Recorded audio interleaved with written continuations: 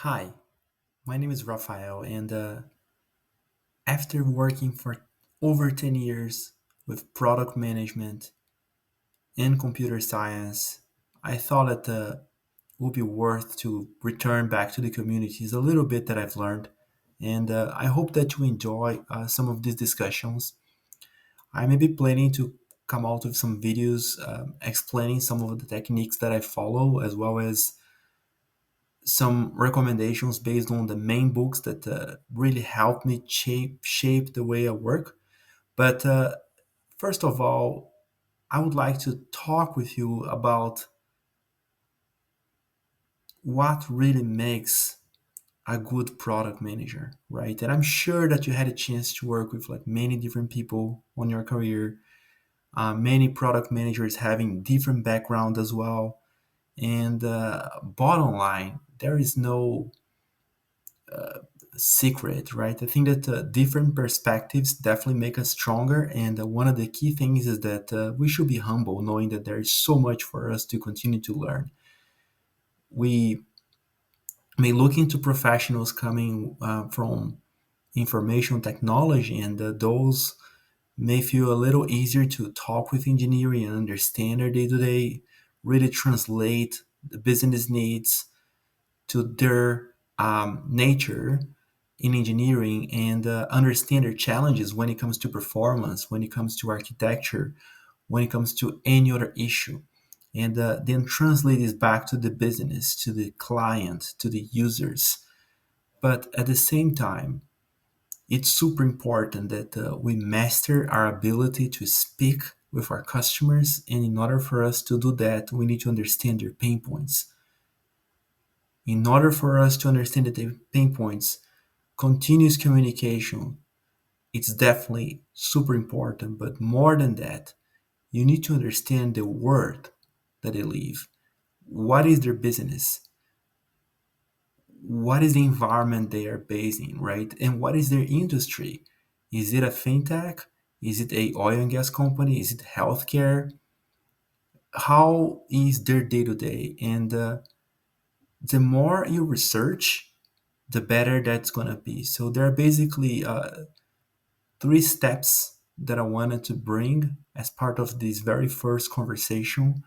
And the first one is, if you come to help any company, try to research as much as you can about that particular topic.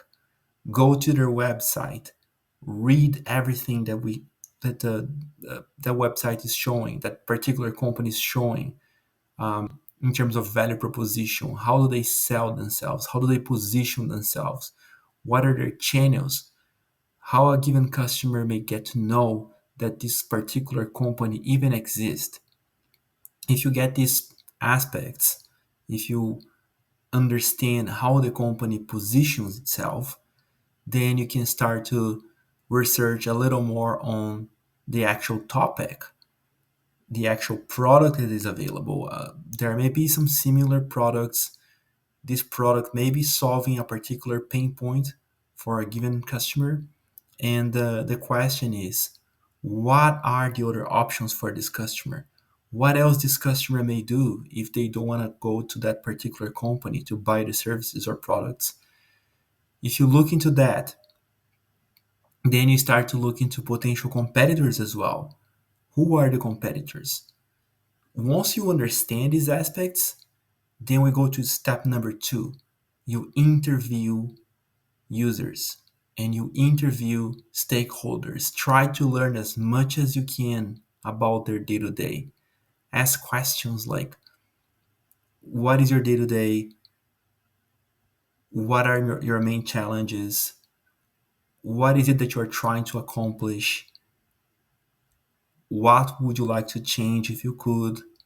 And then as they continue to answer to these particular questions, you start to craft from the beginning to the end what we call a user journey.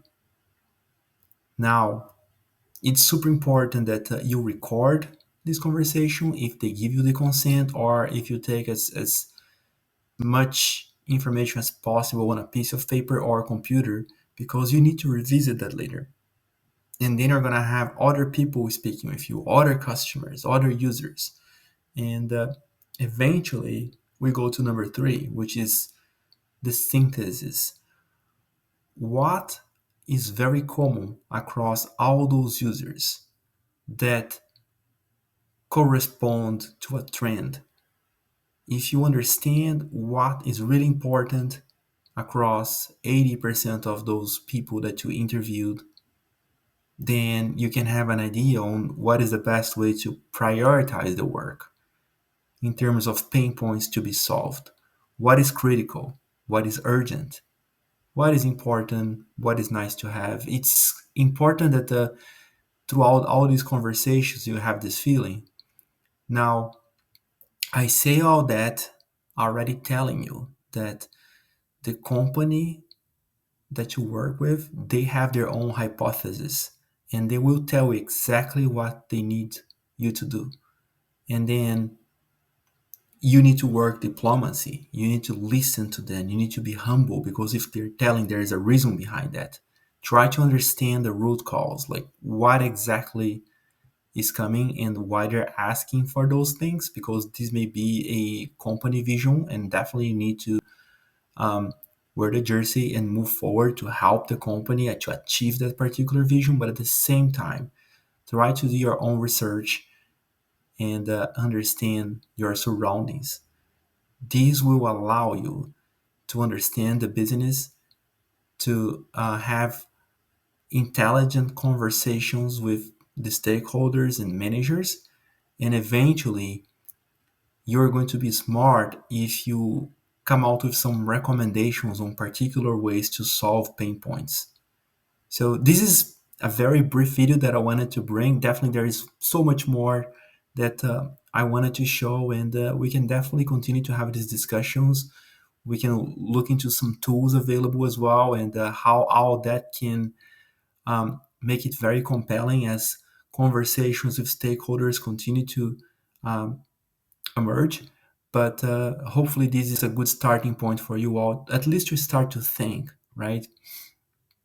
I'm I will continue to look into mentorship programs. I have some mentees, and through all these videos, I'm hoping to reach some people who unfortunately could not be part of this first wave, but hoping to eventually continue to grow and have all these discussions with other people as well as these initial waves are done. I'm going to be opening more spots for free volunteering activities for a mentorship program.